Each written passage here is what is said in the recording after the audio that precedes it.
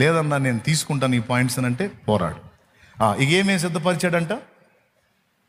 జ్ఞానము, తెలివి, ఆనందాన్ని నేను నా బిడ్డలకి ఇస్తాను. అంతేకాదు నెమ్మదిగాను సుఖముగాను గడుచు సంవత్సరములు నీకు ఇస్తాను అన్నాడు. నీవు నిద్రించుచుండగా నీకు కావాల్సిన సహాయాన్ని నా దేవుడు సిద్ధపరుస్తాడు. నీ పిల్లలకు కావాల్సిన సహాయాన్ని నా దేవుడు సిద్ధపరుస్తాడు. ఆయనే చూసుకుంటాడు. ఒక డోర్ క్లోజ్ అయింది అని నువ్వు బాధపడొద్దు.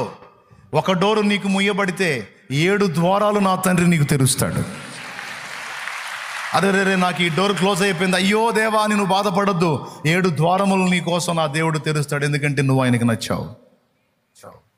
నీ ఆంతర్యాన్ని ఆయన ఎరుగున్నాడు. నీ వ్యక్తిత్వం నచ్చింది, నీ మంచితనం నచ్చింది, నీ ప్రేమ నచ్చింది, నీ దీన మనసు నచ్చింది, నీ త్యాగబుద్ధి నచ్చింది, నీ సహనం నచ్చింది, నీ క్షమాగుణం, దయాగుణం నచ్చింది, నీ వ్యక్తిత్వ సౌందర్యం ఆయన ఆకర్షించింది. ఇంకా నా దేవుడు ఎందుకు ఊరుకుంటాడు? ఇంకా ఎన్ని సిద్ధపరిచాడో తెలుసా?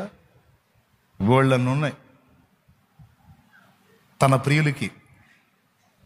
ఈ లోకం చేతిలో పడకుండా కూడా కాపాడుకుంటాడంట.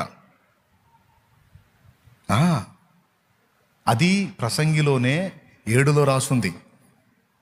దేవుని దృష్టికి మంచివారైన వారు దాని నుండి తప్పించుకొందురు గాని పాపాత్ములు దాని వల్ల పట్టబడుదురు అన్నాడు. ఉరుల వంటి మనస్సు, వందకముల వంటి చేతులు కలిగినటువంటి స్త్రీ అని లోకానికి పేరు.